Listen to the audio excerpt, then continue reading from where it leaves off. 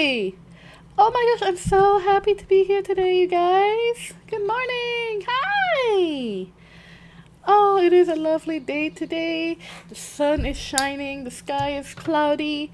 It is a beautiful day, nice and cool, nice and comfortable.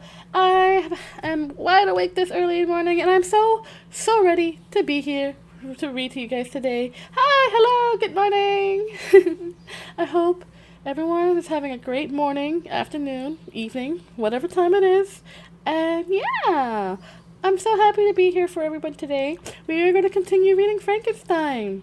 I got me a cup of coffee this time instead of a glass of wine. I got my jiggly jello that I love to jiggle and wiggle every time I move. And I have my book, Frankenstein. We are so ready today. Yeah. But first, let's just kind of talk, because I just woke up not too long ago myself. And I'm still having my breakfast smoothie. I'm still waking up. I'm still very much not a morning person at all, so I'm also waking up just with you guys as well. Hi, Nicholas. Hi, good morning. Hi, happy you could be here. How are you? I hope you're having a great morning. I'm still having my breakfast. I'm having a breakfast smoothie. I had some toast earlier, but you know I don't eat very much in the morning, so for me, a breakfast smoothie and some toast is really perfectly all right. The birds are chirping. It's such a nice day. I am so happy to be here. I'm so happy you guys could be here too. Alright, I'm going to be reading today. We're going to continue Frankenstein. Last time we left off, we got introduced to our titular character. You know, he was found by this gentleman, whose name I forgot already, that, was, sailing towards the North Pole and stuff. And now he's recounting his tale, so we learned about him growing up, basically his childhood, the death of his mother, and now he's going off to university and talking to these professors that are just going to fuel his passion to create a band. A man makes man because he can. Let me just find my page. Last time we left off at chapter 4. Yeah. And I know I cut that stream off kind of early last time, but it's because on a normal day, I don't normally talk very much. So sometimes if I seem to cut my streams off... Yes, Walton, that's his name. Yes, Walton. But sometimes if I cut the stream off rather quickly, it's because my throat is starting to hurt. Because I don't normally talk a lot during the day. I keep to myself fairly often. Creator does off his own thing. Some of the anomalies down here are not exactly verbal, so I don't really get to talk to them very much. So I tend to stick to myself. I tend to stay pretty quiet to myself. So talking a lot is something excuse me, it's something I have to get used to. Plus with my allergies, I have the worst kind of seasonal allergies. So for me, my allergies, because talking so much when I'm not used to it, causes my throat to get a little sore fairly quickly. So sometimes if I just kind of abruptly end the stream, it's just because I'm starting to feel that tickle in the back of my throat, a coughing fit, and I don't want to cough in your faces like that. It's rude and kind of gross. So yeah. Plus, I would like to be able to save my voice for the next stream, because it takes me a while to recuperate. Simply because I'm not used to this much talking. I keep to myself so much that I'm just not used to it, you know? Anyway, we're gonna continue from chapter 4 today. Yes. Alright? Are you guys ready? You got your snacks, you got your drinks, you got your breakfast, you got cozy underwear on. Are you guys ready? Alrighty, here we go. Actually, let me get a drink before. Let me get a drink before I start. I have a bottle of water off to the side here that I had to reach for. It's a metal bottle with a tight top that never wants to open, but it's a good water bottle. Ah, there we go.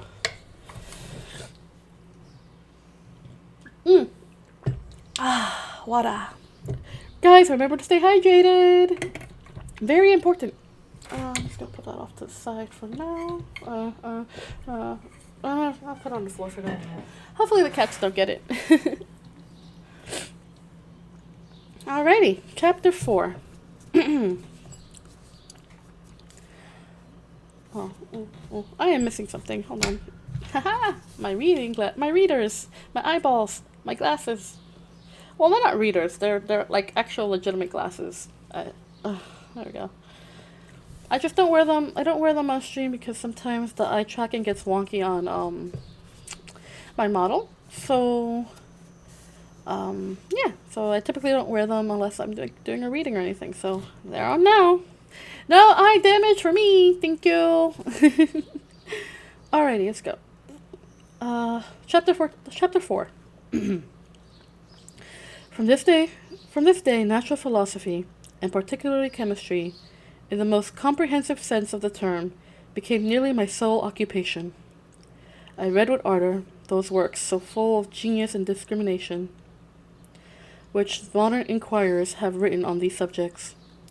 I attended the lectures and cultivated the acquaintance of the men of science of the university. And I found even in M. Crimp a great deal of sound sense and real information combined.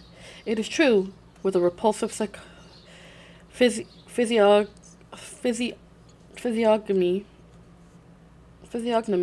and manners, but not on that account the less valuable. In N. Waldman I found a true friend.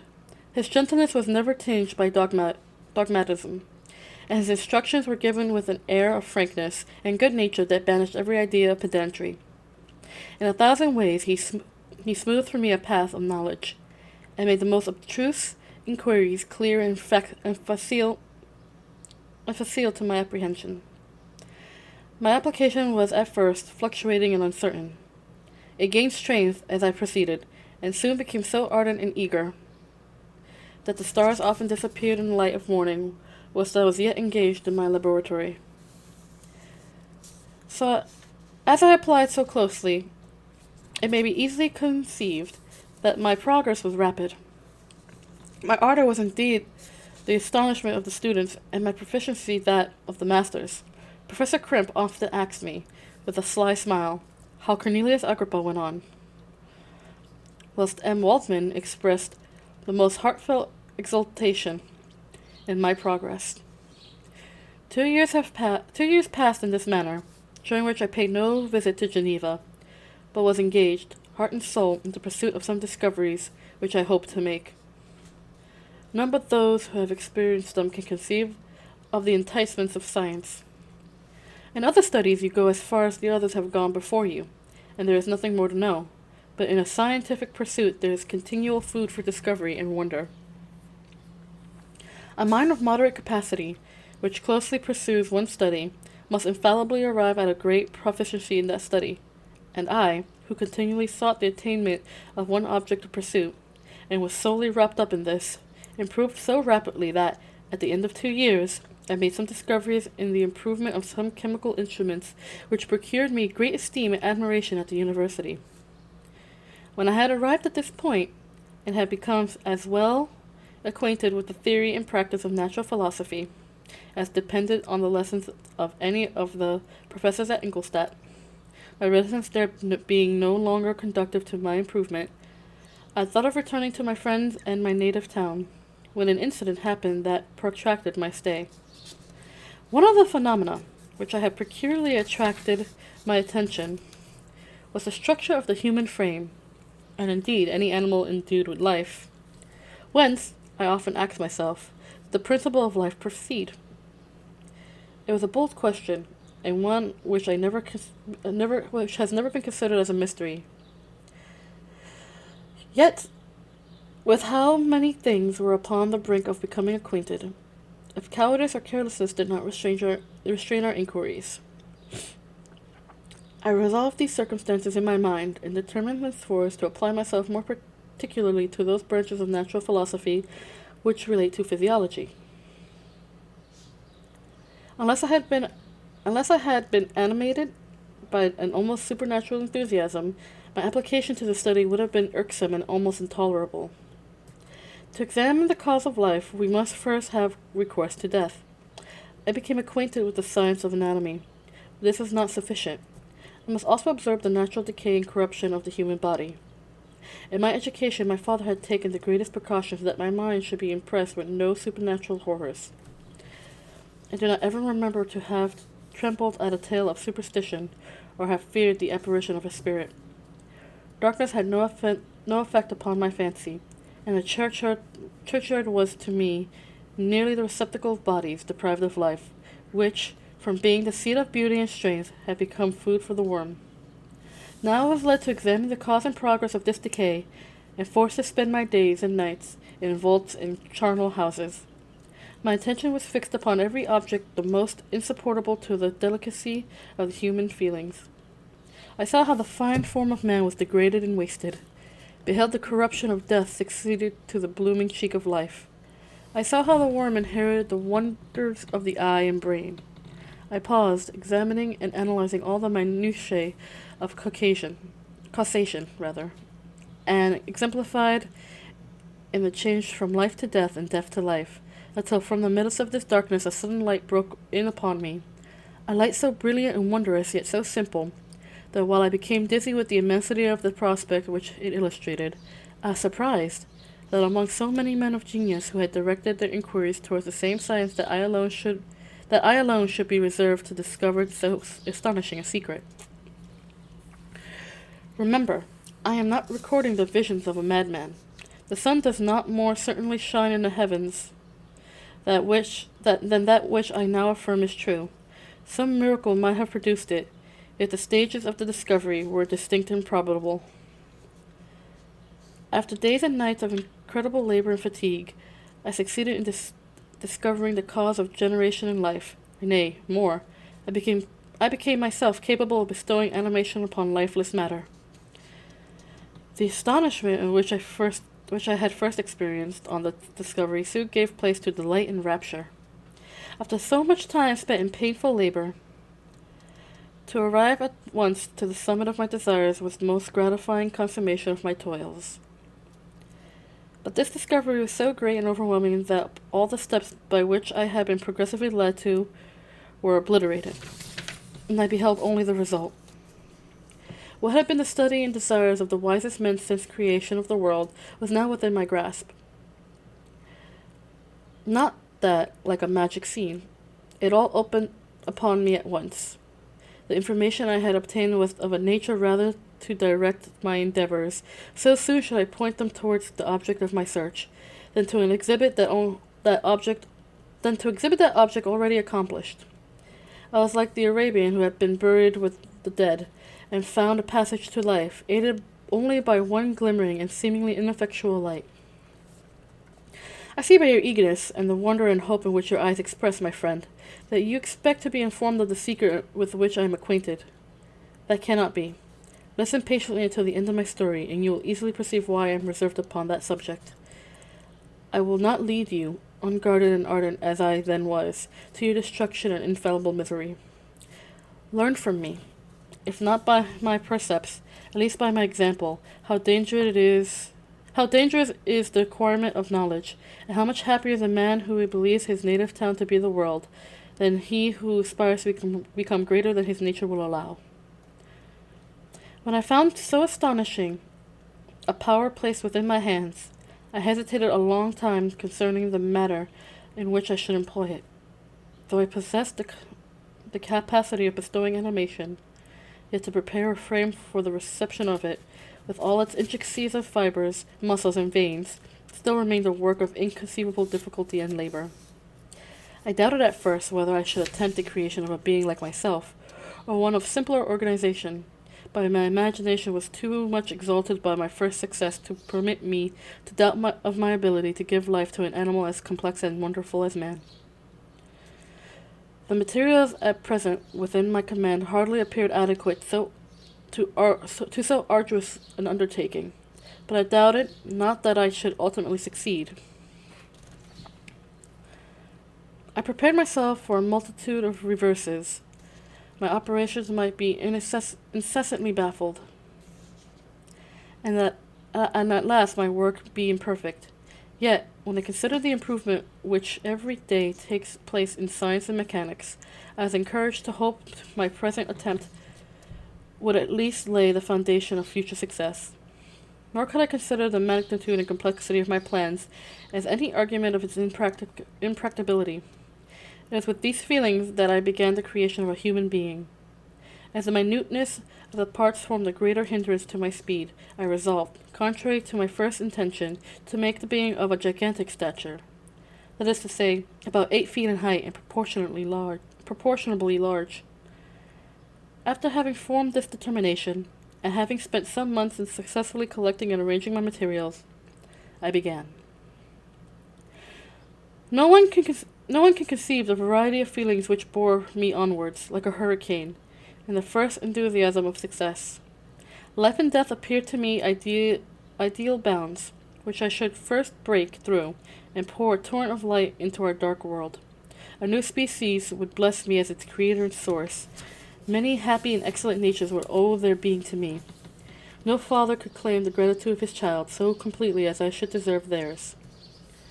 Pursuing these reflections, I thought that if I could bestow animation upon lifeless matter, I might in process of time, although now found it impossible, renew life where death had apparently devoted the body to corruption. These thoughts supported my spirits while I pursued my undertaking with unremitted ardor. My cheeks had grown pale with study, and my person had become emaciated with confinement. Sometimes on the very brink of certainty I failed, yet I still clung to the hope which the next day or the next hour might realize. One secret which I alone possessed was the hope to which I dedicated myself, and the moon gazed on my midnight labors, while, with unrelaxed and breathless eagerness, I pursued nature to her hiding places. Who shall conceive the horrors of my secret toil as I dabbled among the unhallowed damps of a grave, or tortured the living animals to animate the lifeless clay?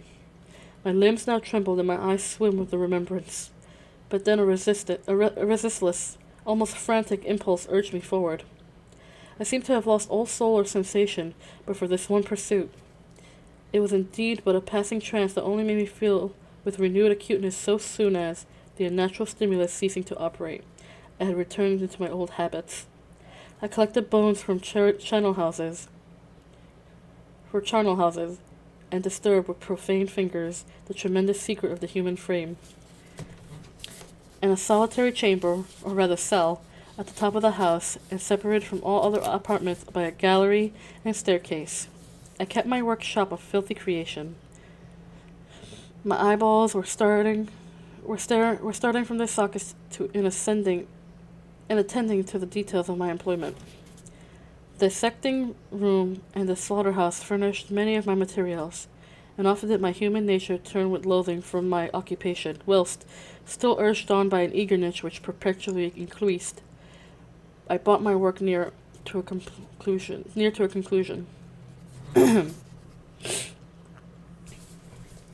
The summer months passed while I was thus engaged, heart and soul, in one pursuit. It was a most beautiful season. Never did the fields bestow a more plentiful harvest, or the vines yield a more luxuriant vintage.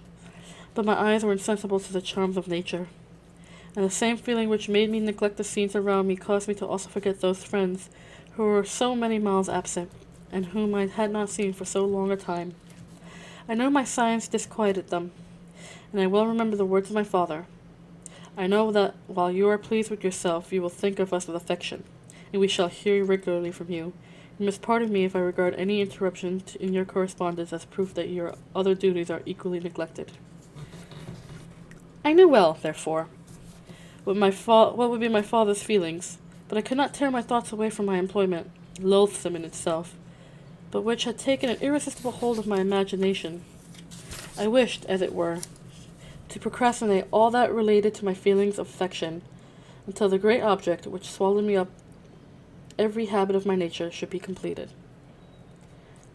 I then thought that my father would be unjust if he ascribed my neglect to vice or faultiness on my part, but I am now convinced that he was justified in conceiving that I should not be altogether free from blame.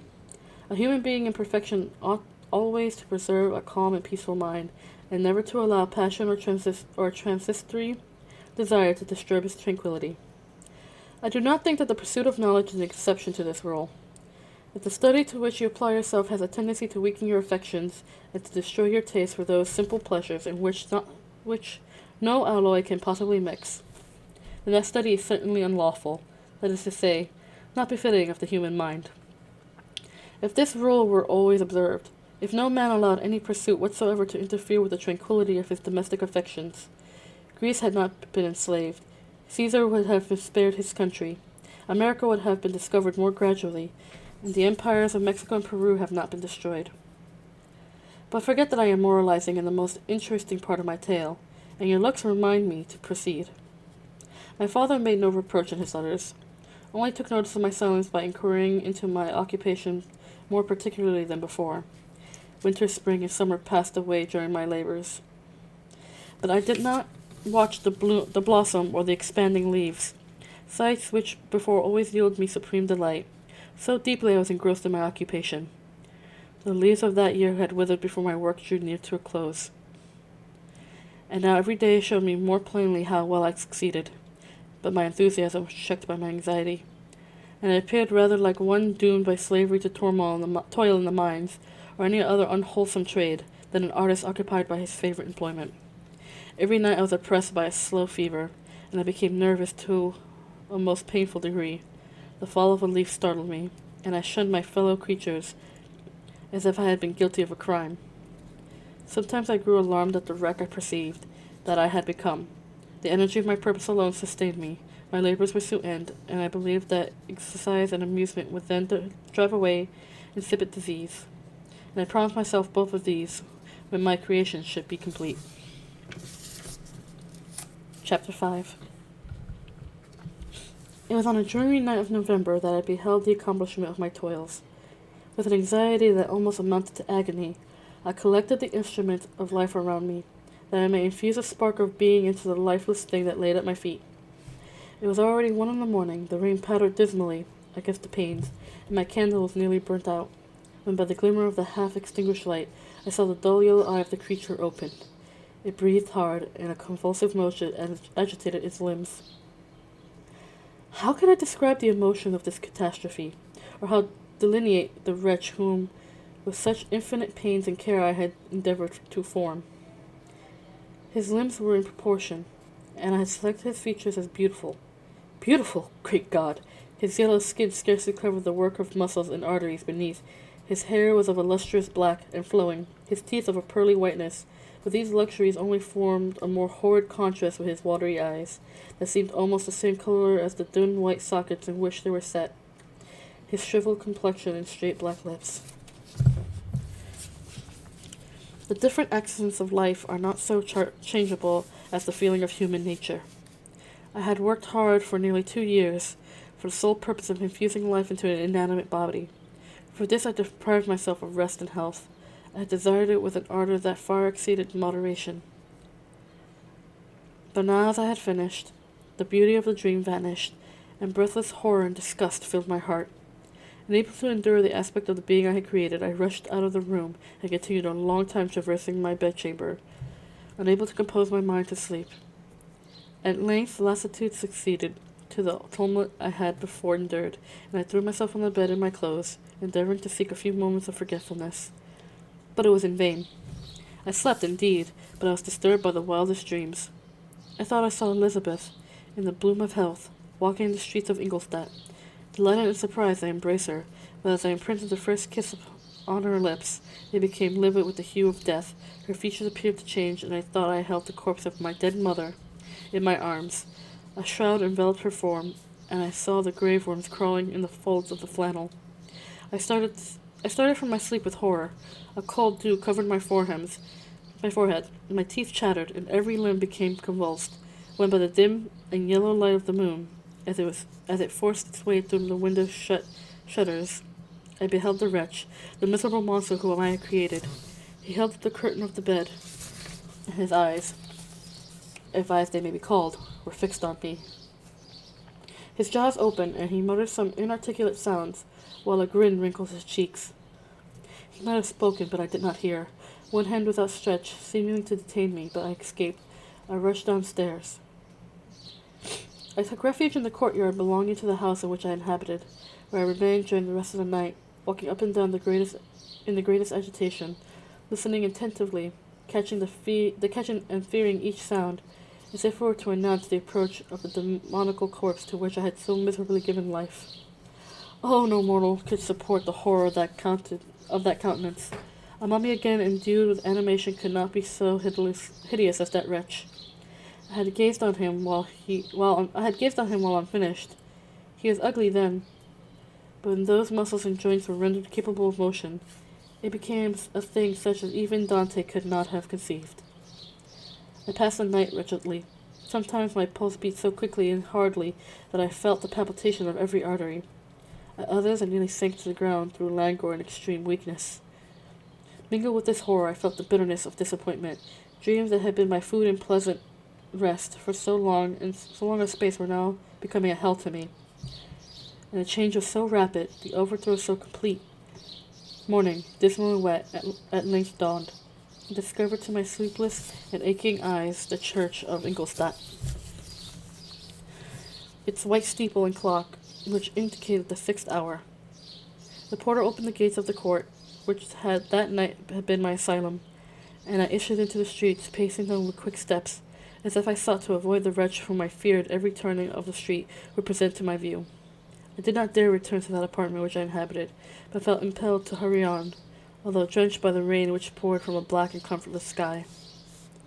I continued walking in this manner for some time, endeavoring by bodily exercise to ease the load that weighed upon my mind. I traversed the streets without any clear conception of where I was or what I was doing. My heart palpitated in the sickness of fear, and I hurried on with irregular steps, not daring to look about me. Like one who, on lonely road, doth walk in fear and dread, and, having once turned around, walks on, and turns no more his head, because he knows a frightful fiend doth close behind him tread. Continuing thus, I came at length opposite to the inn in which the various diligences and carriages usually stopped. Here I paused. I knew not why, but I remained in some minutes with my eyes fixed on a coach that was coming towards me from the other end of the street. As it drew nearer, I observed that it was the Swiss diligence. It stopped just where I was standing, and on the door being opened, I perceived Henry Clerval, who, on seeing me, instantly sprung out. "My dear Frankenstein," exclaimed he, "how glad I am to see you! How fortunate that you should be here at the very moment of my alighting!" Nothing could equal my delight upon seeing Clerval. His presence had brought back my thoughts to my father, Elizabeth, and all those scenes from home so dear to my recollection. I grasped his hand, and in a moment forgot my horror and misfortune. I felt suddenly, and for the first time during many months, calm and serene joy. I welcomed my friend, therefore, in the most cordial manner, and we walked towards my college. Clerval continued talking for some time about our mutual friends and his own good fortune in being permitted to come to Ingolstadt. "You may easily believe," said he, how great was the difficulty to persuade my father that all necessary knowledge was not comprised in the noble art of bookkeeping. And indeed, I believe I left him incredulous to the last, for his constant answer to my unwearied entreaties was the same as that of the Dutch schoolmaster in The Vicar of Wakefield. "I have 10,000 florins a year without Greek. I eat heartily without Greek." But his affection for me at length overcame his dislike of learning, and he has permitted me to undertake a voyage of discovery to the land of knowledge. It gives me the greatest delight to see you, but tell me how you left my father, brothers, and Elizabeth. "Very well and very happy, only a little uneasy that they hear from you so seldom. By the by, I meant to lecture you a little upon their account myself, but my dear Frankenstein," continued he, stopping short and gazing full in my face, "I did not before remark how very ill you appear. So thin and pale, you look as if you had been watching for several nights." "You have guessed right. I have lately been so deeply engaged in one occupation that I have not allowed myself sufficient rest, as you see. But I sincerely hope, that all these employments are now at an end, and that I am at length free." I trembled excessively. I could not endure to think of, and far less to allude to, the occurrences of the preceding night. I walked with a quick pace, and soon we arrived at my college. I then reflected, and the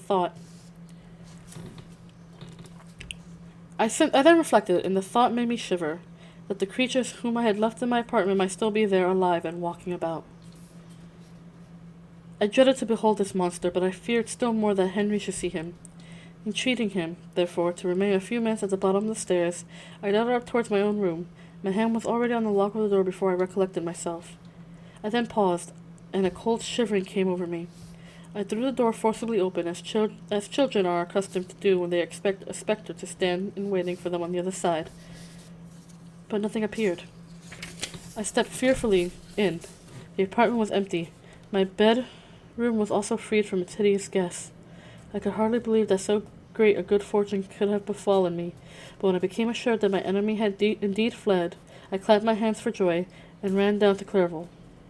We ascended to my room, and the servant presently brought breakfast, but I was unable to contain myself. It was not joy that only possessed me.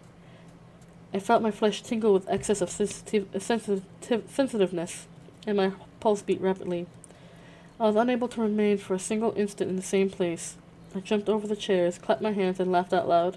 Clerval at first attributed my unusual spirits to joy at his arrival, but when he observed me more attentively, he saw a wildness in my eyes, for which he could not account, and my loud, unrestrained, heartless laughter frightened and astonished him. "My dear Victor," cried he, "what, for God's sake, is the matter? Do not laugh in that manner. How ill you are! What is the cause of all this?" "Do not ask me," I cried, putting my hands before my eyes, for I thought I saw the dreaded spectre glide into my room. "He can tell. Oh, save me, save me!" I imagined that the monster seized me. I struggled furiously and fell down in a fit. Poor Clerval! What must have been his feelings? A meeting which he anticipated with such joy, so strangely turned to bitterness. But I was not the witness of his grief, for I was lifeless. It did not recover my senses for a long, long time. This was the commencement of a nervous fever, which confined me for several months. During all that time, Henry was my only nurse.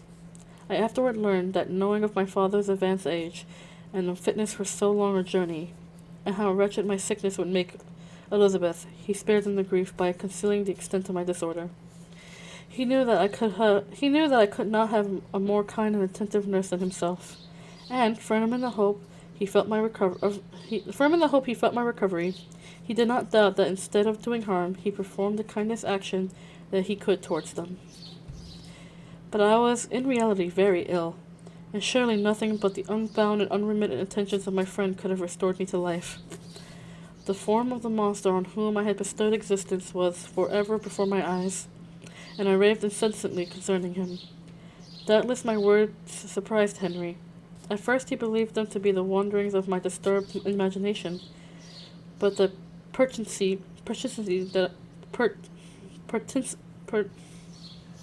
Sorry, I'm having trouble. I'm having trouble pronouncing this word. One moment. Pertinacity. There we go. Sometimes you can say a word in your head and you can't really say it out loud, you know? I promise I can read good. I promise. With which I continually recurred to the same subject, persuaded him that my disorder indeed of...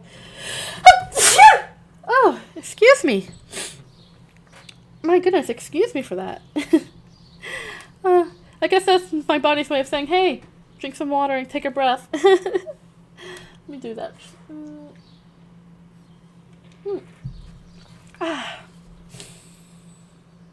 Alrighty, let's keep going. Where was I? Oh, right.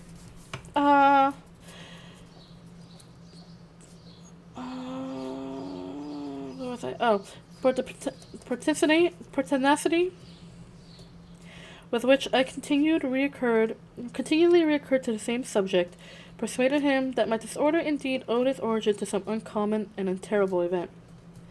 By very slow degrees, and with frequent relapses that alarmed and grieved my friend, I recovered. I remember the first time I became capable of observing outward objects with any kind of pleasure. I perceived that the fallen leaves had disappeared, and that the young buds were shooting forth from the trees that shaded my window. It was a divine spring, and the season contributed greatly to my convalescence. I felt also sentiments of joy and affection reviving in my bosom. My gloom disappeared, and in a short time I became as cheerful as before I was attacked by the fatal passion. "There is Clerval," I exclaimed. How kind, how very good you are to me. This whole winter, instead of being spent in study, as you promised yourself, had been consumed in my sick bed. How should I ever repay you? I feel the greatest remorse for the disappointment of which I have been the occasion, but you will forgive me. You will repay me entirely, if you do not discompose yourself. But get well as fast as you can, and since you appear in such good spirits, I may speak to you on one subject, may I not? I trembled. One subject, what could it be?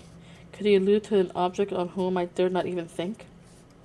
Compose yourself, said Clerval, who observed my change of color. I will not mention it, if it agitates you, but your father and cousin will be very happy if they received a letter from you in your own handwriting.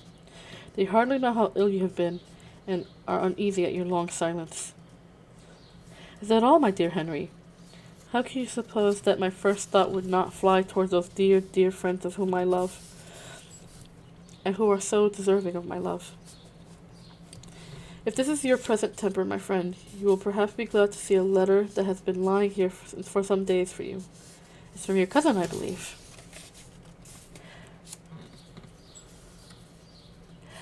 Hi, Jack. I'm so happy to see you. No, you're perfectly fine. And my morning's going great. We're just reading. You missed a couple of chapters, but that's okay. You didn't really miss too much.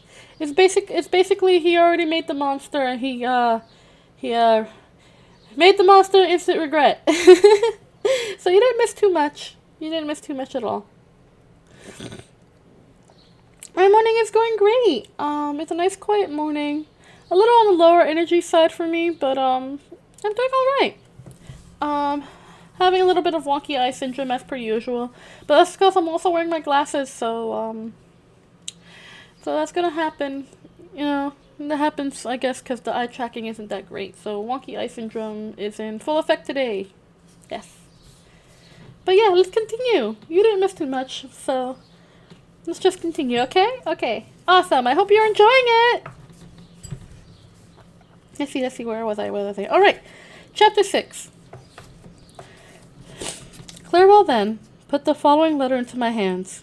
It was from my own Elizabeth.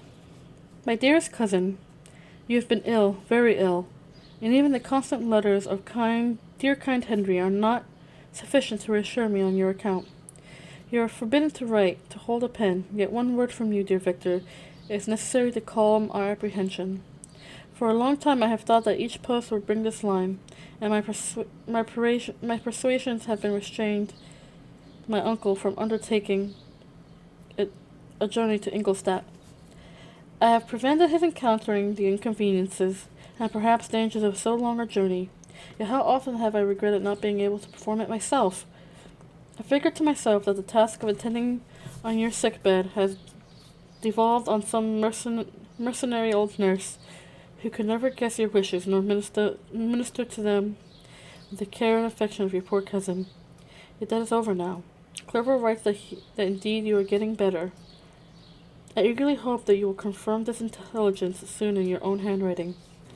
Get well and return to us. You will find a happy, cheerful home and friends who love you dearly. Your father's health is vigorous, and he asks but to see you, but to be assured that you are well, and not a care will ever cloud his benevolent countenance. How pleased you be to remark the improvement of our Ernest. He is now 16 in full activity and spirit. He is desirous to be a true Swiss and to enter into foreign service. We cannot part with him, at least until his elder brother returns to us. My uncle is not pleased with the idea of a military career in a distant country, but Ernest never had your powers of application. He looks upon study as an odious fetter. His time is spent in the open air, climbing the hills or rowing on the lake. I fear that he will become an idler unless we yield the point and permit him to enter on the profession which he has selected. Little alteration, except the growth of our dear children, have taken place since you left us. The blue lake and snow-clad mountains, they never change, and I think our placid home and our contented hearts are regulated by the same immutable laws. My trifling occupation takes up my time and amuses me, and I am rewarded for any exertions by seeing none but happy, kind faces around me. since you left us, but one change has taken place in our little household. Do you remember on what occasion Justine Moritz entered our family? Perhaps you do not. I will relate her history, therefore, in a few words.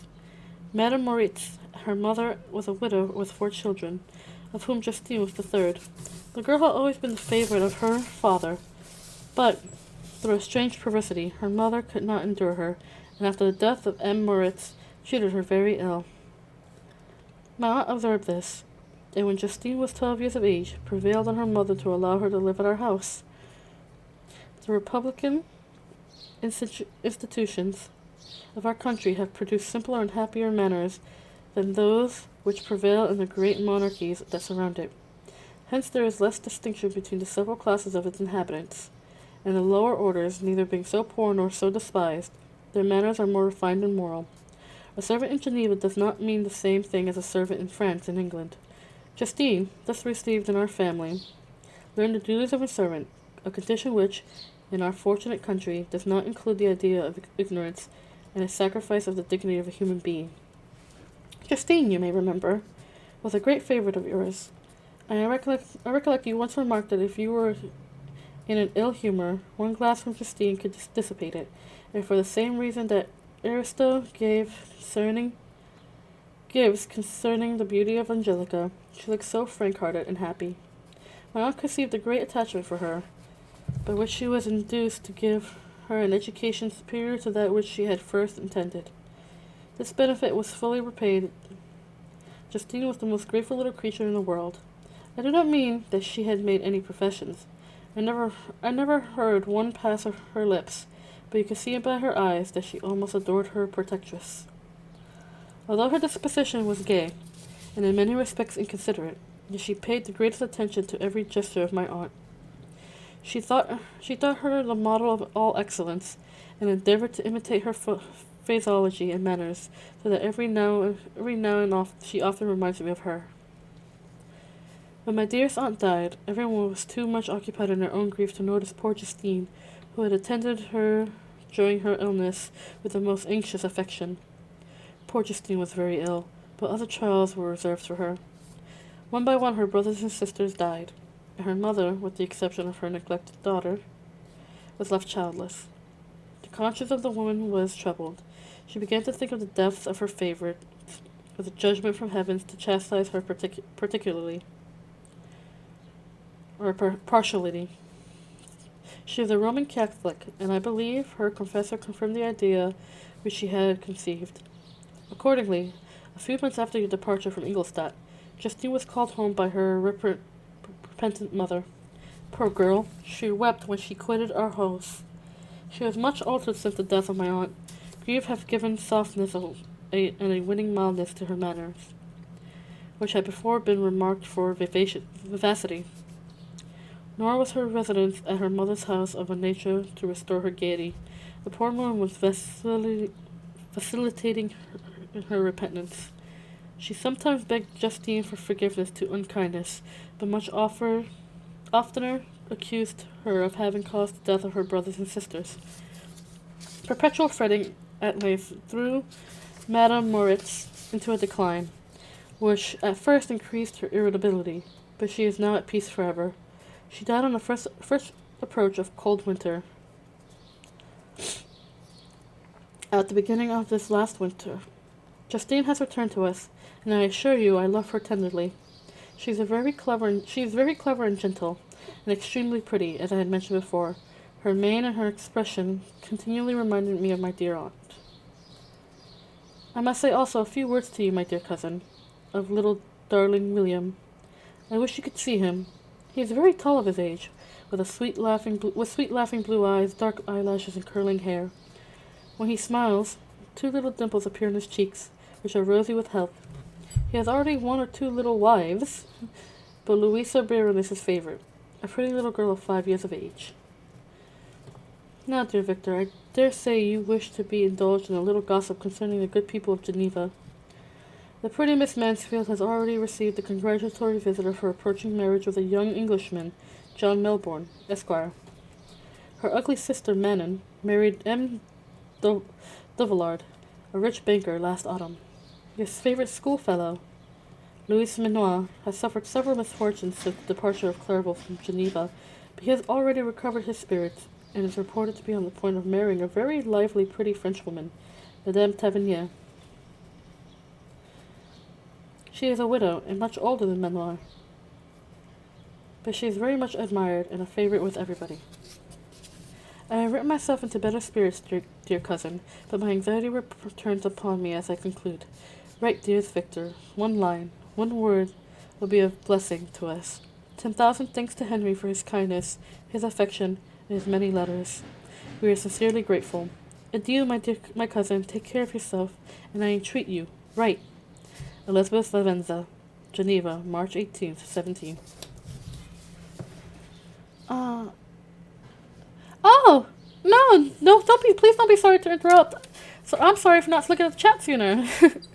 Will I be reading creepypastas again soon? Maybe. Maybe between reading this book and the next book, I can probably read some creepypastas.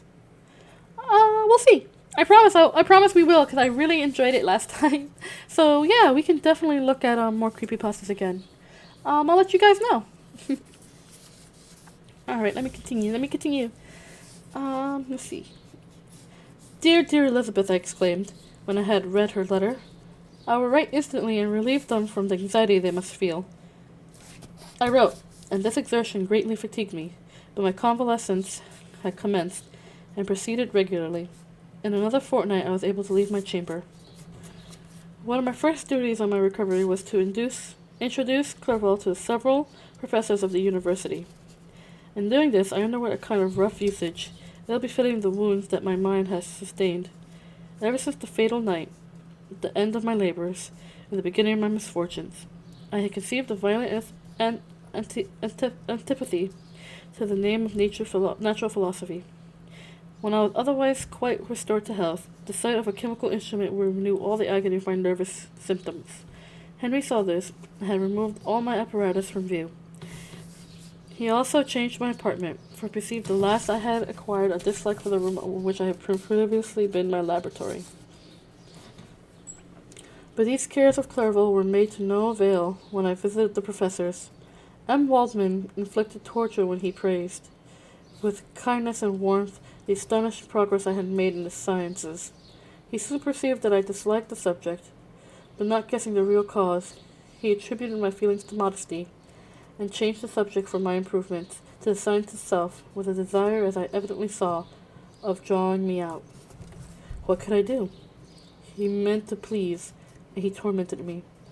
I felt as if he had placed carefully, one by one, in my view those instruments which were to be afterwards used in putting me to a slow and cruel death. I writhed under his words, yet dared not exhibit the pain I felt.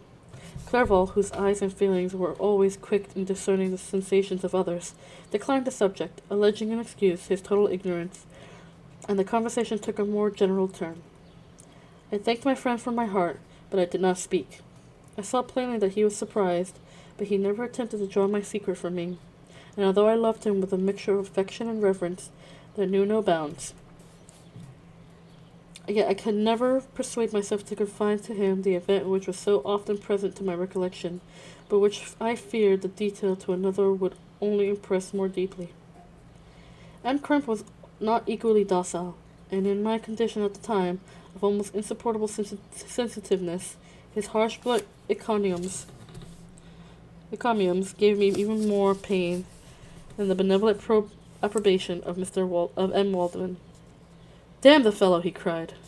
"Why, Mr. Clerval, I assure you that he has outstripped us all.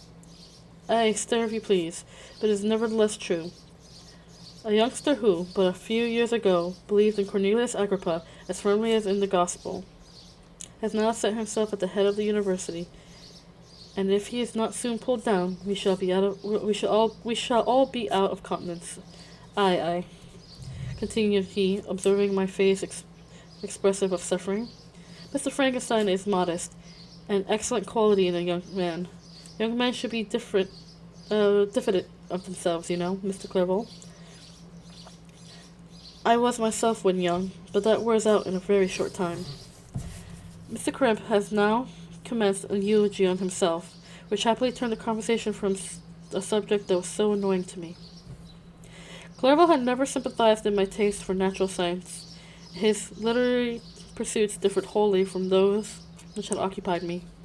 He came to the university with the design of making himself complete master of the Oriental languages, and thus he should open a field for the plan of life he had marked out for himself.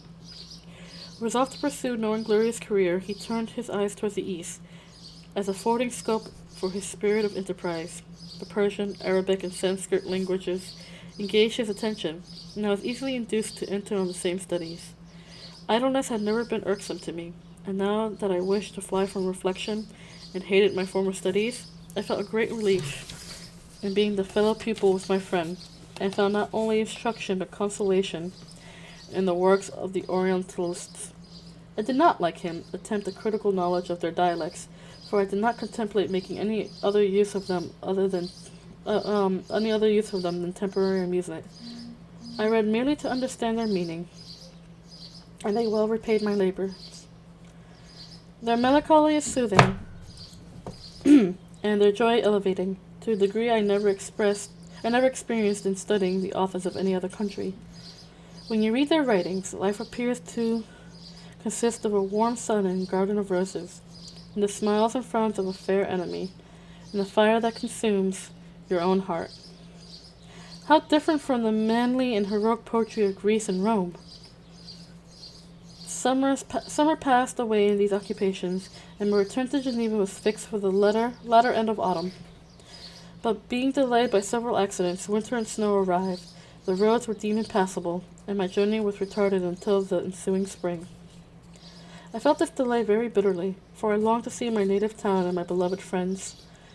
My return had only been delayed for so long from an unwillingness to leave Clerval in a strange place, before he had become acquainted with any of its inhabitants. The winter, however, was spent cheerfully, and although the spring was uncommonly late, when it came its beauty compensated for its dilatoriness.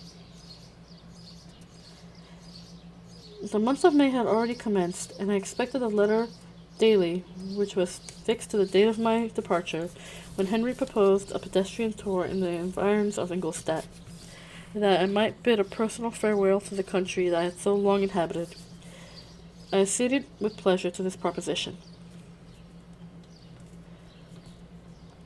I was fond of exercise, and Clerval had always been my favorite companion in the rambles of this nature that I had taken among the scenes of my native country. We passed a fortnight in these perambulations.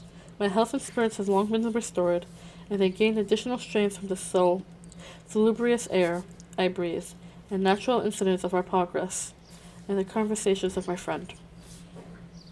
Study had before secluded me from the intercourse of my fellow creatures and rendered me unsocial, but Clerval called forth the better feelings of my heart. He again taught me to love the aspect of nature, and the cheerful faces of children. Excellent friend, how sincerely did you love me, and the endeavor to elevate my mind until it was on the level with your own. A selfish pursuit had cramped and narrowed me, until your gentleness and affection warmed and opened my senses.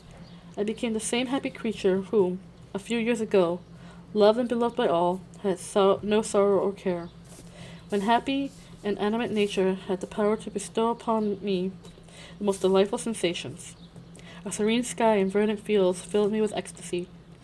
The present season was indeed divine. The flowers of spring bloomed into the hedges, while those of summer were already in bud. I was undisturbed by thoughts which during the preceding year had pressed upon me, notwithstanding my endeavors to throw them off with an invisible burden. Henry rejoiced in my gaiety, and sincerely sympathized in my feelings. He exerted himself to amuse me, while he expressed the sensations that filled his soul. The resources of his mind on this occasion were truly astonishing.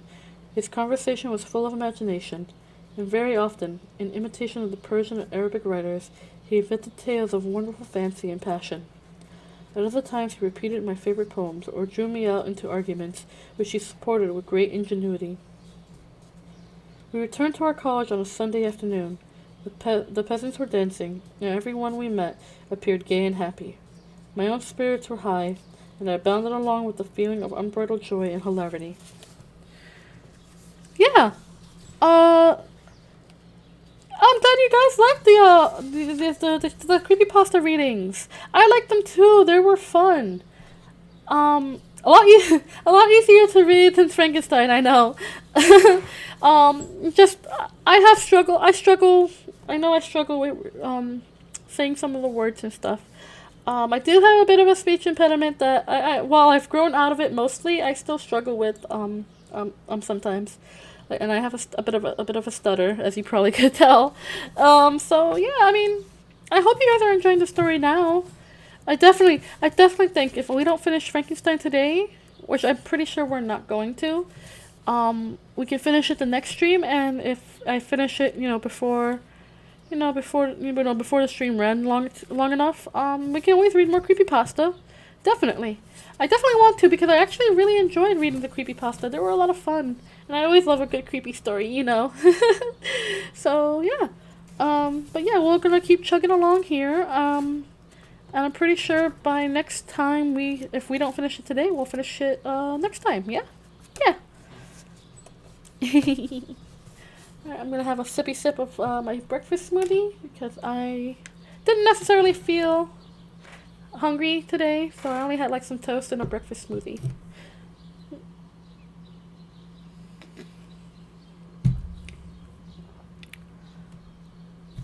Yeah, Frankenstein's one of my favorites too. I love this story. I do. I don't know why I love it so much. It's just so good.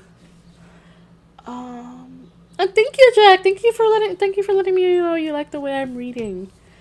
That really makes me feel good. Because I know like I said, I know I stumble on my words, and I know I have hard time pronouncing some stuff out loud. Because it's always easier to pronounce words in your head, but when you say it out loud, sometimes your mouth doesn't want to cooperate. And that's definitely one of my issues that I struggle with. Because with reading out loud mostly, because it's just some words can be, especially older books, it could definitely be a bit of a struggle bus. Yeah. All right, I'm gonna keep going. We're on chapter 8 now. Yay! Chapter 8. On my return, I found the following letter from my father. My dear Victor, you have probably waited impatiently for our letter to fix the date of your return to us. I was at first tempted to write only a few lines, merely mentioning the day on which I should expect you. But that would be a cruel kindness, and I dare not do it. What would be your surprise, my son, when you expect a happy and glad welcome to behold, on the country, tears and wretchedness? And how, Victor, can I relate our misfortune? Absence cannot have rendered you callous to our joys and griefs. And how shall I inflict pain on my long absent son? I wish to prepare you for the woeful news, but I know it is impossible. Even now, your eyes skim over the page to seek the words of which are to convey you the horrible tidings. William is dead, that sweet child, whose smiles, delights, and warms your heart, who was so gentle yet so gay. Victor, he is murdered. I will not attempt to console you, but will simply relate the circumstances of the transaction. Last Thursday, May 7th, and I, my niece, and your 2 brothers went to walk in Plainpalius. The evening was warm and serene, and we prolonged our walk farther than usual. It was already dusk before we thought of returning, and then we discovered that William and Ernest, who had gone on before, were not to be found. We accordingly rested on the seat until they should return. Presently Ernest came and inquired if he had seen his brother. He said that he had been playing with him, and that William had run away to hide himself, and he vainly sought for him, and afterwards he waited for him a long time, but that he did not return. This account rather alarmed us, and we continued to search for him until night fell, when Elizabeth conjectured that he might have returned to the house. He was not there. We returned again with torches, for I could not rest, when I thought that my sweet boy had lost himself, and was exposed to all the damp and dews of night. Elizabeth also suffered extreme anguish. About 5 in the morning I discovered my lovely boy, whom the night before I had seen blooming and active in health. stretched on the grass, livid and motionless. The print of a murderer's fingers were on his neck. He was conveyed home, and the anguish that was visible in my countenance betrayed the secret to Elizabeth. She was very earnest to see the corpse. At first I attempted to prevent her, but she persisted, and entering the room where it lay, hastily examined the neck of the victim, and clasping her hands, exclaimed, "Oh God, I have murdered my darling child." She fainted, and was restored with extreme difficulty. When she again lived, it was only to weep and sigh. She told me that same evening William had teased her to let him wear a very valuable miniature that she possessed of your mother. This picture is gone, and was doubtless the temptation which urged the murderer to the deed. We have no trace of him at present, although our exertions to discover him are unremitted, but they will not restore my beloved William. Come, dearest Victor, you alone can console Elizabeth. She weeps continuously, and accuses herself unjustly as the cause of his death. Her words pierce my heart. We are all unhappy, but will not that be an additional motive for you, my son, to return and be our comforter? Your dear mother. Alas, Victor, I now say thank God she did not live to witness this cruel, miserable death of her youngest darling. Come, Victor, not brooding thoughts of vengeance against the assassin, but with feelings of peace and gentleness that will heal, instead of festering, the wounds of our mind. Enter the house of mourning, my friend, but with kindness and affection for those who love you, and not with hatred for your enemies. Your affectionate and afflicted father, Alphonse Frankenstein. Geneva, May 12, 17. Clerval, who had watched my countenance as I read this letter, was surprised to observe the despair that succeeded to the joy that I first expressed upon receiving news from my friends. I threw the letter on the table and covered my face with my hands. "My dear Frankenstein," exclaimed Harry, when he perceived me weep with bitterness, "are you always to be unhappy? My dear friend, what has happened?" I motioned him to take up the letter, while I walked up and down the room with extreme agitation. Tears also gushed from the eyes of Clerval, as he read the account of my misfortune. "I can offer you no consolation, my friend," he said. "Your disaster is irreparable. What do you intend to do?" "To go instantly to Geneva. Come with me, Henry, to order those horses." During our walk, Clerval endeavored to say a few words of consolation. He could only express his heartfelt sympathy. "Poor William," he said. "Dear lovely child, he now sleeps with his angel mother, who that had seen him bright and joyous in his young beauty, but must weep over his untimely loss. To die so miserably to feel the murderer's grasp, how much more a murderer, that he could destroy such radiant innocence. Poor little fellow. Only one consolation have we, his friends, mourn and weep, but he is at rest. The pain is over. His sufferings are at an end forever. A sod covers his gentle form, and he knows no pain. He can no longer be a subject for pity. We must reserve that for his miserable survivors." Clerval spoke thus as we hurried through the streets. His words impressed themselves on my mind, and I remembered them afterwards in solitude. But now, as soon as the horses arrived, I hurried into the cabriolet, and bade farewell to my friend. My journey was very melancholy. At first I wished to hurry on, for I longed to console and sympathize with my loved and sorrowing friends. When I drew near my native town, I slackened my progress. I could hardly sustain the multitude of feelings that crowded into my mind. I passed through the scenes familiar to my youth, but which I had not seen for nearly 6 years. How altered everything might be during that time! One sudden and desolating change had taken place, but 1,000 little circumstances might have by degrees worked other alterations, which, although they were done more tranquilly, might not be the less decisive. Fear overcame me. I dared not advance, dreading 1,000 nameless evils that made me tremble, although I was unable to define them. I remained 2 days at Lausanne in this painful state of mind. I contemplated the lake. The waters were placid. All around was calm, and the snowy mountains, the palaces of nature, were not changed. By degrees, the calm and heavenly scene restored me, and I continued my journey towards Geneva. The road ran by the side of the lake, which became narrow as I approached my native town. I discovered more distinctly the black sides of Jura and the bright summit of Mont Blanc. I wept like a child. Dear mountains, my own beautiful lake, how do you welcome your wanderer? Your summits are clear, the sky and lake are blue and placid.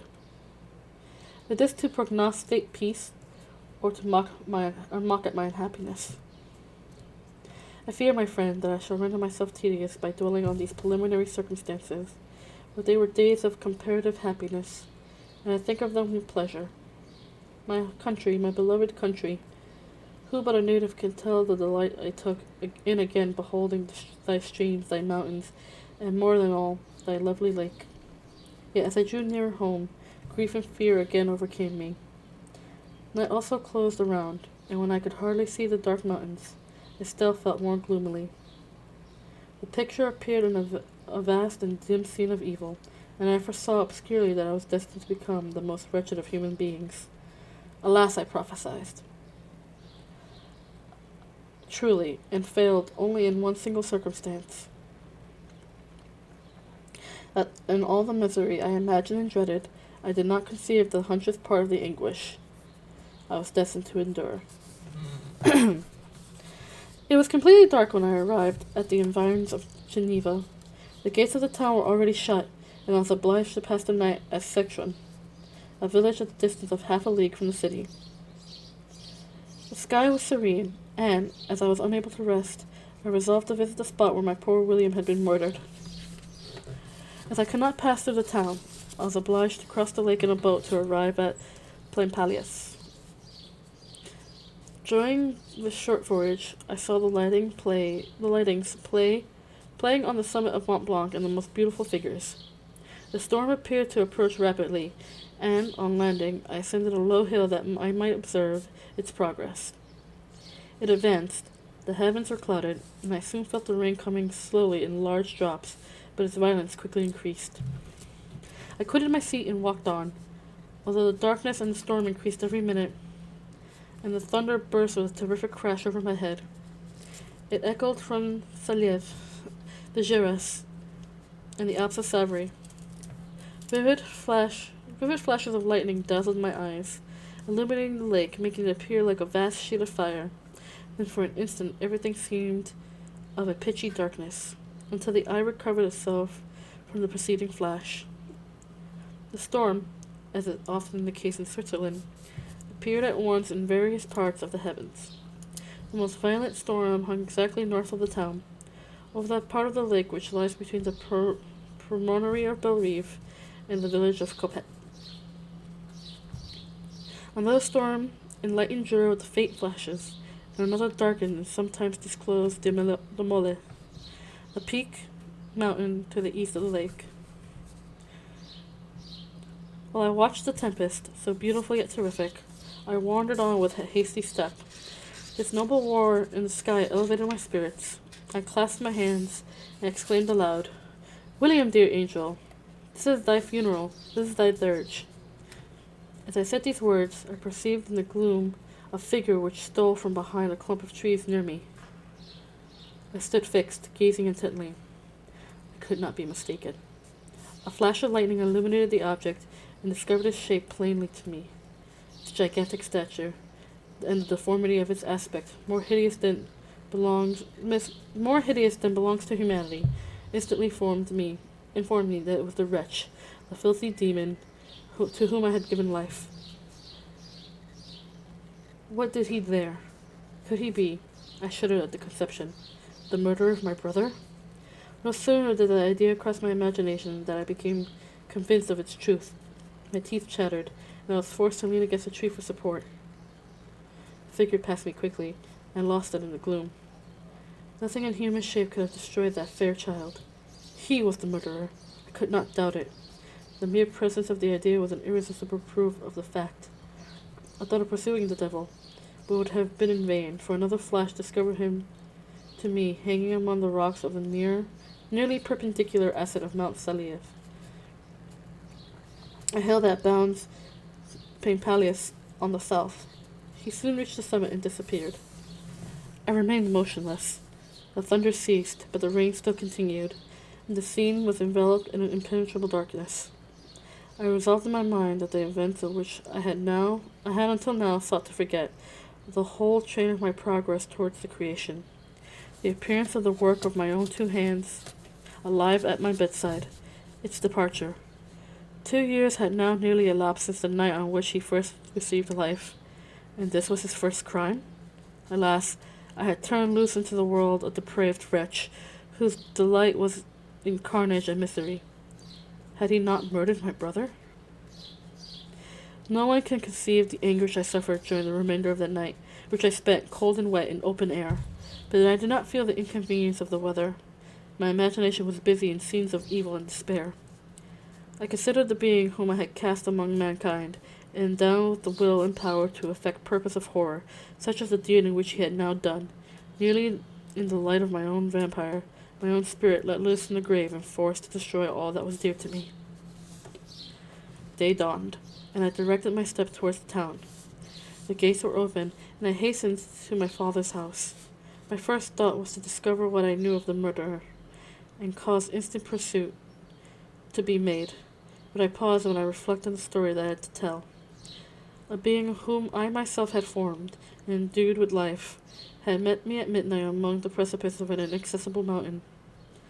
I remembered also the nervous fever in which I had been seized just at the time that I dated my creation, which would give an air of delirium to a tale otherwise so utterly improbable. I knew well that if any other had communicated such a relation to me, I should have looked upon it as the ravings of insanity. Besides, the strange nature of the animal eluded all pursuit, even if I were so far credited as to persuade my relatives to commence it. And then, of what use would be pursuit? Who could arrest a creature capable of scaling at the overhanging sides of Mount Saleh? These reflections determined me, and I resolved to remain silent. It was about 5 a.m. when I entered my father's house.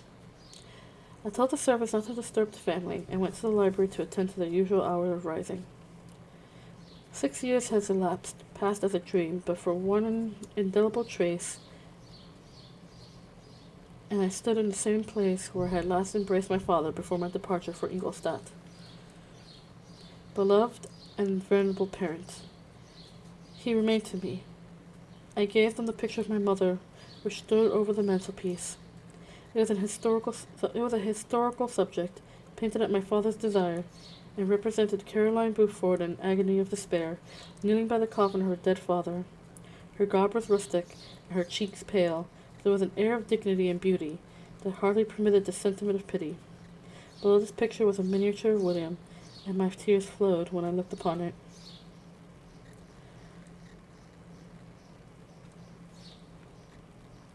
While I was thus engaged, Ernest entered. He had heard me arrive, and hastened to welcome me. He expressed a sorrowful delight to see me. "Welcome, my dearest Victor," he said. "Ah, I wish you had come 3 months ago, and then you would have found all of us joyous and delighted. You come to us now to share our misery which nothing can alleviate. Your presence will, I hope, revive our father, who seems sinking under his misfortune, and your persuasions will induce poor Elizabeth to cease her vain and tormenting self-accusations. Poor William, he was our darling and our pride.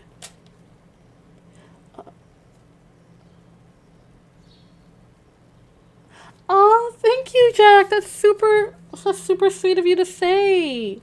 I'm so happy that you've been having a good time here. That really makes me happy, because that's my goal for this channel, just to make people feel happy and comfortable and enjoy themselves. So thank you so much for saying that. You're such a sweet floofle. Thank you so much. That really does make me super happy. Thank you. All right, I'm gonna take a quick drink and I'm gonna keep reading. Just give me a second. Oop, that's my water bottle. Hold on. I need some actual water now. Hold on.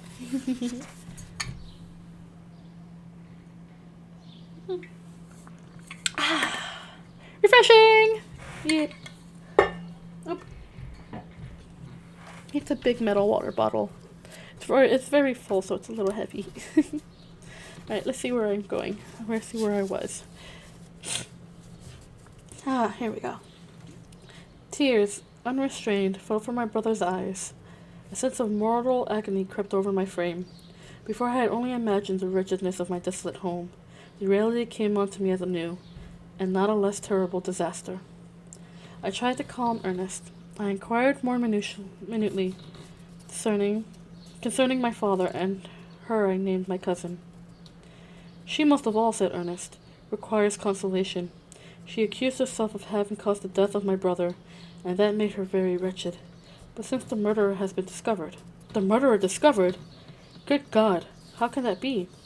Who could attempt to pursue him? It is impossible. One might as well try to overtake the winds, or confine a mountain stream with a straw. I saw him too. He was free last night. I do not know what you mean, replied my brother, in accents of wonder. But to us the discovery we have made completes our misery. No one believed it at first. Even now Elizabeth will not be convinced, notwithstanding all the evidence. Indeed, who would credit that Justine Moritz, who was so amiable and fond of all the family, could suddenly become capable of so frightful, so appalling a crime? Justine Moritz, poor girl. Is she the accused? But it is wrongfully. Everyone knows that too. No one believes it, surely, Ernest. No one did at first, but several circumstances came out that have almost forced conviction upon us, and her own behavior has been so confused as to add the evidence of facts a weight that, I fear, leaves no hope for doubt. But she will be tried today, and you will then hear all. He related that, the morning on which the murder of poor William had been discovered, Justine had been taken ill, and confined to her bed for several days.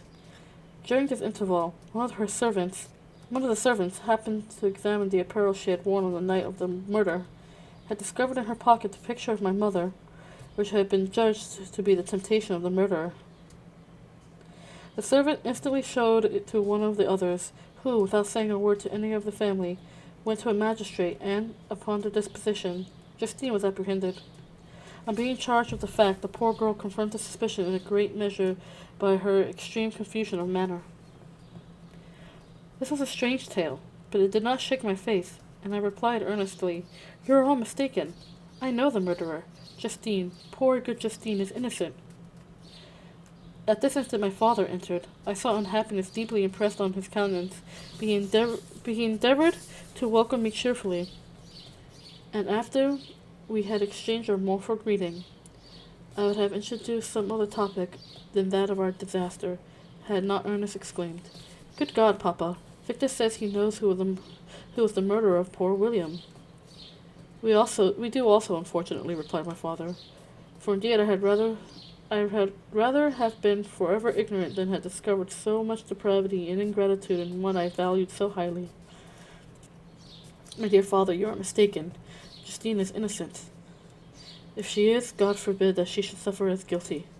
She is to be tried today, and I sincerely hope, that she will be acquitted." This speech calmed me.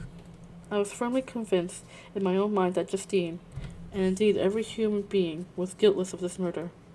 I had no fear, therefore, that any circumstantial evidence could be brought forward strong enough to convict her. My tale was not one to announce publicly. Its astounding horror would be looked upon as the madness by the vulgar. Did anyone indeed exist, except I, the Creator, who would believe, unless his senses convinced him, in the existence of a living monument of presumption and rash ignorance which I had let loose upon the world? We were soon joined by Elizabeth. Time had altered her since I last beheld her, and it had endowed her with loveliness surpassing the beauty of her childish years. There was the same candor, the same vivacity, but it was allied to an expression more full of sensibility and intellect. She welcomed me with the greatest affection. "Your arrival, my dear cousin," she said, fills me with hope. You perhaps will find some means to justify my poor guiltless Justine. Alas, who is safe, if she be convicted of crime?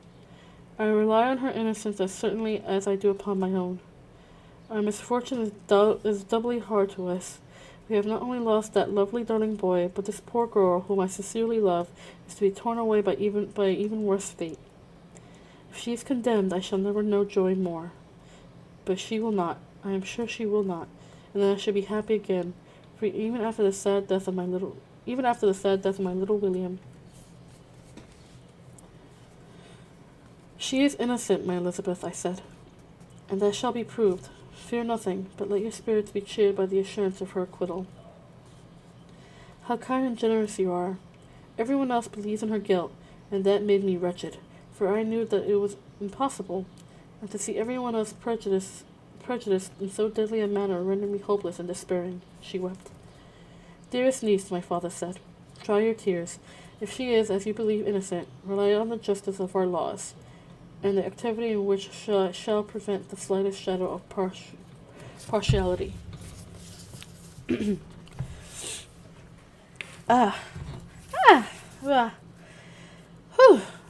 How are you guys liking it so far? You guys liking it? You guys are doing alright? You guys enjoying it?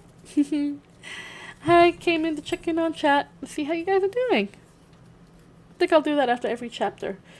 That way I can answer you guys. You guys can leave me some messages and I can answer them. Alright? Does that sound good, guys? That I check up on you every hour? I mean, not every hour. Wow! Wow, my brain is all over the place. I'm thinking way too ahead. Every chapter! There we go. Come check up on you guys every chapter. Is that okay? Would that work out? Does that work out? Is that okay? I hope so. Let's see. Chapter 7, 8. I'm glad you're enjoying it so far. I really am. I'm enjoying this story too. It's really, really fun, and I really, really love it. It's so good! I almost forgot how good this story was. It's been a long time since I actually got to sit down and just read it. I forget how, good it gets right towards the middle. Let's see. Here we go. Chapter 8. I'm gonna put my glasses back on. Let's see.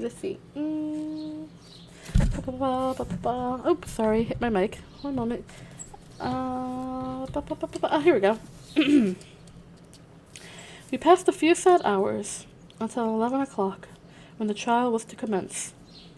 My father and the rest of the family being obligated to attend as witnesses, I accompanied them to court. During the whole of this wretched mockery of justice, I suffered living torture. It was to be decided whether the result of my curiosity and lawless devices would cause the death of two of my fellow beings, one a smiling babe full of innocence and joy, the other far more dreadfully murdered, with every aggravation of infamy that can make the murderer memorable in horror. Justine also was a girl of merit, and possessed qualities which promised to render her life happy. Now all was to be obliterated in an ignominious grave. That I, the cause. 1,000 times I would rather have confessed myself guilty of the crime ascribed to Justine, but I was absent when it was committed. Such a declaration would have been considered as the raving of a madman. It would not have exculpated her who suffered through me. The appearance of Justine was calm. She was dressed in mourning, and her countenance, always engaging, was rendered, by the solemnity of her feelings, exquisitely beautiful. Yet she appeared confident in innocence, and did not tremble, although gazed on and excreted by thousands, for all the kindness which her beauty might otherwise have excited was obliterated in the minds of the spectators by the imagination of the enormity she was supposed to have committed. She was tranquil, yet her tranquillity was evidently constrained, and as her confusion had been before adduced as a proof of her guilt, she worked up her mind to an appearance of courage. When she entered the court, she threw her eyes around it, and quickly discovered where we were seated. A tear seemed to dim in her eye when she saw us, but she quickly recovered herself, and a look of sorrowful affection seemed to attest her utter guiltlessness. The trial began, and after the advocate against her had stated the charge, several witnesses were called. Several strange facts combined against her, which might have staggered anyone who had no such proof of her innocence as I had. She had been out the whole of the night on which the murder had been committed, and towards the morning had been perceived by a market woman not far from the spot where the body of the murdered child had been afterwards found. The woman asked her what she did there. She looked very strangely, only returned a confused and unintelligible answer. She returned to the house about 8 o'clock, and, when one inquired where she had passed the night, she replied that she had been looking for the child, and demanded earnestly if anything had been heard concerning him. When shown the body, she fell into violent hysterics, and kept her bed for several days. The picture was then produced, which the servant had found in her pocket, and when Elizabeth, in a faltering voice, proved that it was the same which, an hour before the child had been missed, she had placed around his neck, a murmur of horror and indignation filled the court. Justine was called on for her defense. As the trial had proceeded, her countenance had altered. Surprise, horror, and misery were strongly expressed. Sometimes she struggled with her tears, but when she was desired to plead, she collected her powers and spoke, in an audible, although variable voice. "God knows," she said, "how entirely I am innocent, but I do not pretend that my protestations should acquit me. I rest my innocence on a plain and simple explanation of the facts which have been adduced against me, and I hope that the character I have always borne will incline my judges to a favorable interpretation, where any circumstances appear doubtful or suspicious." She then related that, by the permission of Elizabeth, she had passed the evening of the night on which the murder had been committed at the house of an aunt in Cheney, a village situated about a league from Geneva. On her return about 9 o'clock, she met a man who asked her if she had seen anything of the child who was lost. She was alarmed by this account, and passed several hours in looking for him, when the gates of Geneva were shut, and she was forced to remain several hours of the night in a barn belonging to a cottage, being unwilling to call upon the inhabitants, who she was well known. Most of the night she spent here watching. Towards morning she believed that she slept for a few minutes. Some steps disturbed her, and she awoke. It was dawn, and she quitted her asylum, that she might again endeavor to find my brother. If she had gone near the spot where his body lay, it was without her knowledge. That she had been bewildered when questioned by the market woman was not surprising, since she had passed a sleepless night, and the fate of poor William was yet uncertain. Concerning the picture she could give no account. "I know," continued the unhappy victim, how heavily and fatally this one circumstance weighs against me, but I have no power of explaining it. When I have expressed my utter ignorance, I am only left to conjecture concerning the probabilities on which it may have been placed in my pocket. But here also I am checked. I believed I have no enemy on earth, and none surely would have been so wicked as to destroy me wantonly. Did the murderer place it there? I know of no opportunity afforded him for doing so, or, if I had, why should he have stolen the jewel to part with it again so soon? I commit my cause to the justice of my judges, yet I see no room for hope. I beg permission to have a few witnesses examined concerning my character, and the testimony shall not overweigh my supposed guilt. I must be condemned, although I would pledge my salvation on my innocence.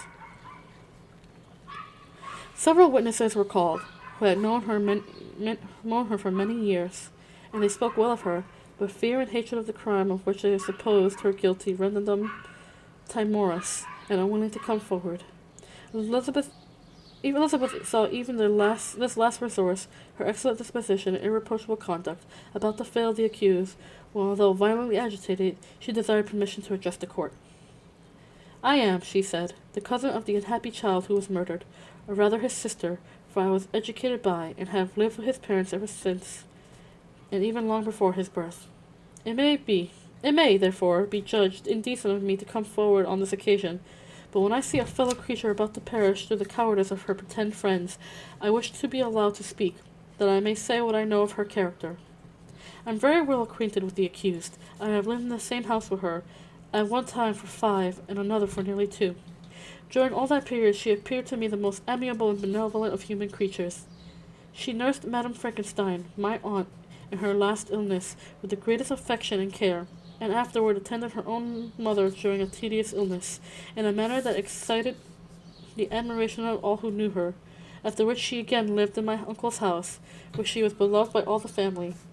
She was warmly attached to the child who is now dead, and acted towards him like the most affectionate mother. For my own part, I do not hesitate to say that, notwithstanding all the evidence produced against her, I believe and rely on her perfect innocence. She had no temptation for such an action. As to the bauble on which the chief proof rests, if she had earnestly desired it, I should have willingly given it to her. So much I do esteem and value her. A murmur of approbation followed Elizabeth's simple and powerful appeal, but it was excited by her generous interference, and not in favor of poor Justine, on whom the public indignation was turned with renewed violence, charging her with the blackest ingratitude. She herself wept as Elizabeth spoke, but did not answer. My own agitation and anguish was extreme during the whole trial. I believed in her innocence. I knew it. Could the demon, who had, I did not for a minute doubt, murdered my brother, also in his hellish support, have betrayed the innocent to death and ignominy? I could not sustain the horror of my situation, and when I perceived that the popular voice and the countenance of the judges had already condemned my unhappy victim, I rushed out of the court in agony. The tortures of the accused did not equal mine, and she was sustained by innocence, while the fangs of remorse tore at my bosom, and would not forego their hold. I passed a night of unmingled wretchedness. In the morning I went to the court. My lips and throat were parched. I dare not ask the fatal question, but I had known, and the officer guessed the cause of my visit. The ballots had been thrown. They were all black, and Justine was condemned. I cannot pretend to describe what I felt then. I have before experienced sensations of horror. I have endeavored to bestow upon them adequate expression, but words cannot convince an idea of the heart-sickening despair that I had then endured. The person to whom I addressed myself added that Justine had already confessed her guilt. That evidence, he observed, was hardly required in so glaring a case, but I am glad of it. And indeed, none of our judges like to condemn a criminal upon circumstantial evidence, be it ever so decisive. This was strange and unexpected intelligence. What could it mean? Had my eyes deceived me? And was I really as mad as the whole world would believe me to be if I disclosed the object of my suspicions? I hastened to return home, and Elizabeth eagerly demanded the result. My cousin, I replied, it is decided as you may have expected. All the judges had rather that 10 innocents should suffer than that one guilty should escape, but she had confessed. This was a dire blow to my poor Elizabeth, who had relied with firmness upon Justine's innocence. Alas, she said, how shall I ever again believe in human goodness? Justine, whom I loved and esteemed as my sister, how could she be put on those smiles of innocence only to betray? Her mild eye seems incapable of any severity or guile, and she has committed a murder. Soon after, we heard that the poor victim had expressed a desire to see my cousin. My father wished her not to go, but said that he left it to her own judgment and feelings to decide. Yes, said Elizabeth, I will go, although she is guilty, and you, Victor, shall accompany me. I cannot go alone. The idea of this visit was torture to me, yet I could not refuse. We entered the gloomy prison chamber and beheld Justine sitting on some straw at the far end. Her hands were manacled, and her head rested on her knees. She rose on seeing us enter, and we were left alone with her. She threw herself at the feet of Elizabeth, weeping bitterly. My cousin wept also. Oh, Justine, she said, why did you rob me of my last consolation? I relied on your innocence, and although I was then very wretched, I was not so miserable as I am now. And do you also believe that I am so very, very wicked? Do you also join with my enemies to crush me, to condemn me as a murderer? Her voice was suffocated with sobs. Rise, my poor girl, said Elizabeth. Why do you kneel if you are innocent? I am not one of your enemies. I believe you.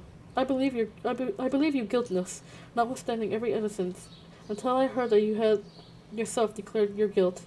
That report, you say, is false. And be assured, dear Justine, that nothing can shake my confidence in you for a moment but your own confession.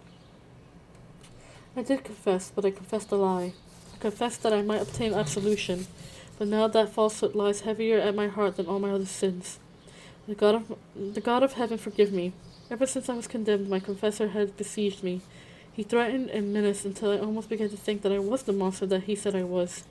He threatened excommunication and hellfire in my last moments if I continue obdurate. Dear lady, I had none to support me. All looked on me as a wretch doomed in ignominy and perdition. What could I do? In an even hour I subscribed to a lie, and not only I am truly miserable. She paused, weeping, and then continued. I thought with horror, my sweet lady, that you should believe your Justine, whom your blessed aunt has so highly honored, whom you loved, was a creature capable of a crime which none but the devil himself could have perpetrated. Dear William, dear blessed child, I shall soon see you again in heaven. We shall be happy, and that consoles me, going as I am to suffer ignominy and death. Oh, Justine, forgive me for having one moment distrusted you. Why did you confess? But do not mourn, dear girl, do not fear. I will proclaim, I will prove your innocence. I will melt the stony hearts of your enemies by my tears and prayers. You shall not die. You, my playfellow, my companion, my sister, perish on the scaffold? No, no, I can never survive so horrible a misfortune. Justine shook her head mournfully. I do not fear to die, she said. That pang is past. God raises my weakness and gives me courage to endure the worst. I leave a sad and bitter world, and if you remember me, and think of me as one unjustly condemned, I am resigned to the fate awaiting me. Learn from me, dear lady, to submit in patience to the will of heaven. During this conversation I had retired to a corner of the prison room, where I could conceal the horrid anguish that possessed me. Despair! Who dared talk of that? The poor victim, who on the morrow was to pass the awful boundary between life and death, felt not as I did, such deep and bitter agony. I gnashed my teeth, and ground them together, uttering a groan that came from my innermost soul. Justine started. When she saw who it was, she approached me, and said, Dear sir, you are very kind to visit me. You, I hope, do not believe that I am guilty. I could not answer. No, Justine, said Elizabeth. He is more convinced of your innocence than I was, for even when he heard that you had confessed, he did not credit it. I truly thank him. In these last moments I feel the sincerest gratitude toward those who think of me with kindness. How sweet the affection of others to such a wretch as I am. It removes more than half of my misfortune, and I feel as if I could die in peace, now that my innocence is acknowledged, by you, dear lady, and your cousin. Thus the poor sufferer tried to comfort others and herself. She indeed gained the resignation she desired, but I, the true murderer, felt the never-ending dying worm alive in my bosom, which allowed no hope or consolation. Elizabeth also wept and was unhappy, for hers was also the misery of innocence, which, like a cloud that passes over the fair moon, for a while hides but cannot tarnish its brightness. Anguish and despair had penetrated into the core of my heart. I bore a hell within me, which nothing could extinguish. We stayed several hours with Justine. It was with great difficulty that Elizabeth should tear herself away. I wish, cried she, that I were to die with you. I cannot live in this world of misery. Justine assumed an air of cheerfulness, while she with difficulty repressed her bitter tears. She embraced Elizabeth and said in a voice of half suppressed emotion, Farewell, sweet lady, dearest Elizabeth, my beloved and only friend. May heaven in its bounty bless and preserve you. May this be the last misfortune that you will ever suffer. Live and be happy, and make others so. And on the morrow, Justine died. Elizabeth's heartrending eloquence failed to move the judges from their settled conviction of the criminality of the saintly sufferer. My passionate and indignant appeals were lost upon them, and when I received their cold answers, and heard the harsh, unfeeling reasoning of these men, my purpose avowed died away on my lips. Thus I might proclaim myself a madman, but not revoke the sentence that passed upon my wretched victim. She perished on the scaffold as a murderess. From the tortures of my own heart, I turned to contemplate the deep and voiceless grief of my Elizabeth. This was also my doing, and my father's woe, and the desolation of that late, so smiling home, was all the work of my thrice accursed hands. Yet weep, You weep, unhappy ones, but these are not your last tears. Again you shall arise the funeral wail, and the sound of your lamentations shall again and again be heard. Frankenstein, your son, your kinsman, your early much-loved friend, he who would spend each vital drop of blood for your sakes, who has no thought nor sense of joy, except that is mirrored also in your dear countenances, who would fill the air with blessings, and spend his life in serving you. He bids you weep, shed countless tears, happy beyond his hopes, if thus inexorable fate, William and Justine, the first hapless victims to my unhallowed arts. Ooh, it's so good! So sad! Should I read another chapter? Should I read one more chapter? I think we should read one more chapter before we call it a day. Because we're at chapter 9 now. I think it'd be great to finish at chapter 10, right? Let's see. How many more chapters do we have? Hold on. 1 minute. Just trying to see how many more chapters we have.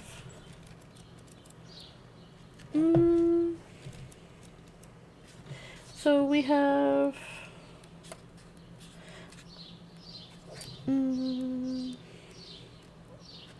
Oh, we have a whole bunch of chapters left. Okay, so we're almost halfway through the book. So, but yeah, I think I'll stop reading for now.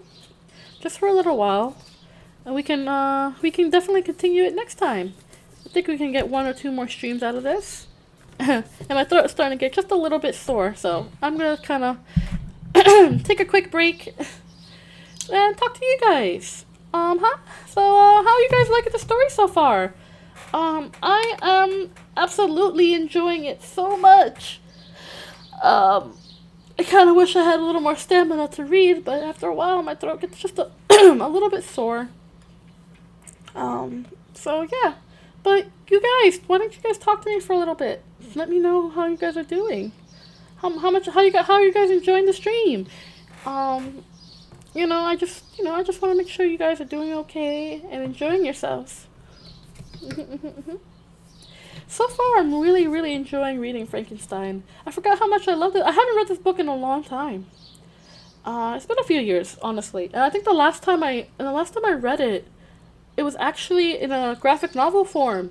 One of my favorite horror manga writers, Junji Ito, he actually did an adaptation on a manga adaptation on Frankenstein, and it was actually really good. It was really good, although really short, but really good. I liked it so much. Really brought the characters to life. Really brought the story to life in like a really visceral way, and the only way that Junji Ito can, So I'm excited. I'm excited to keep reading more. Oh man, I've been enjoying this so much, you guys. I'm enjoying this so much. I still have my breakfast smoothie that I haven't finished. I definitely need to make more breakfast smoothies because they're so good. I'm not a big eater. I don't eat much in the mornings. Like breakfast is not a meal I tend to have in the mornings.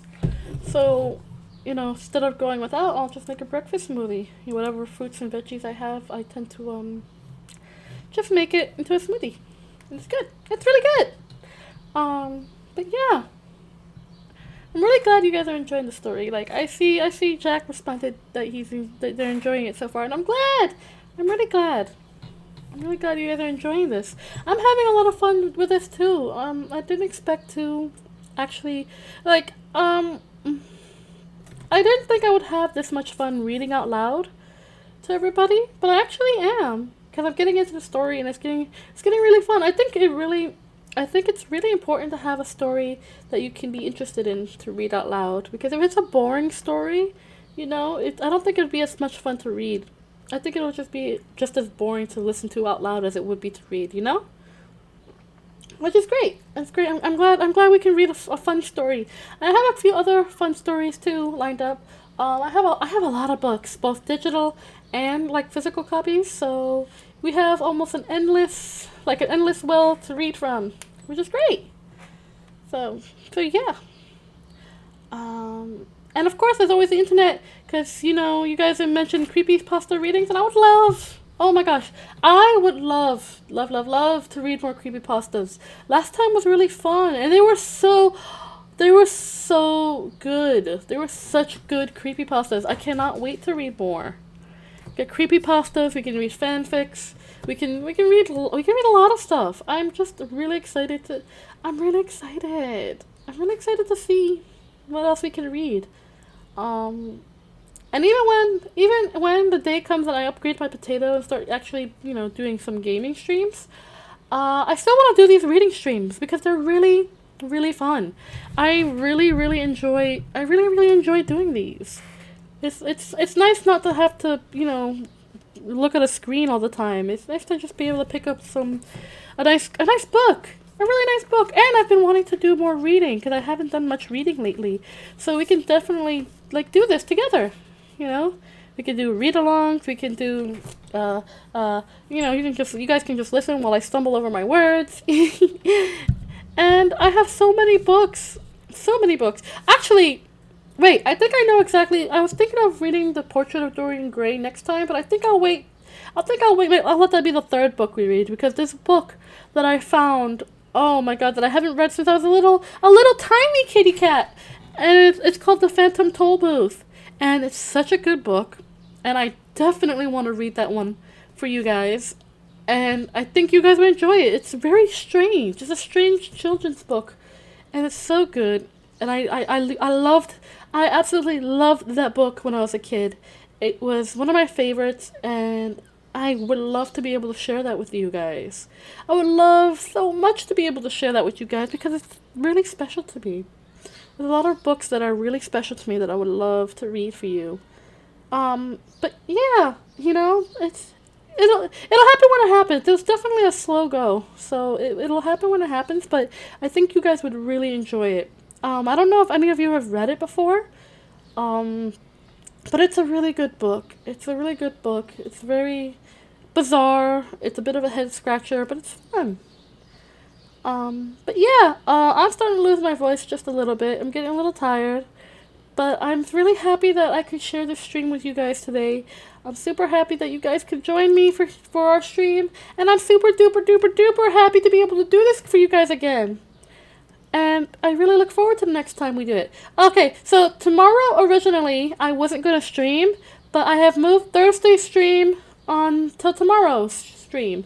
Because I had a massive lapse in judgment on my personal schedule to my streaming schedule. So, yeah, so tomorrow there's not going to be tomorrow there's going to be a stream. Thursday there will not be a stream. So I just want to make sure you guys know that. And I'll probably reiterate that tomorrow as well. But yeah, tomorrow we're going to do a watch-along stream. I'm going to try to work on that tonight. Hopefully we can make it work. I don't know what we're watching. YouTube videos. Maybe we'll do like a try not to laugh. Maybe. That actually sounds like fun. I always wanted to try to do a try not to laugh. So I could pull up some compilations and see what videos we can watch that, I can try not to laugh at. Alright, so you guys, thank you for being here. You guys are all so amazing and wonderful. I'm gonna go and take a break. Probably do a little cleaning because when you have two kitties, the house gets full of hair. And plus whatever other anomalies that shed other unwanted substances too. So I know Creator would probably really appreciate if I helped some. So I probably will do that. And I hope everyone has a wonderful day, evening, nighttime, morning, whatever time it is out there. I hope you have a wonderful one. Have a wonderful day. Hug your friends. Tell someone you love them. Be kind to animals. And yeah. I love you guys so much. I'm so happy you guys could be here today. And I will see you. I will see you tomorrow. Alright? You guys take good care of yourselves. Be good. And I love you. Mwah, mwah, mwah, mwah.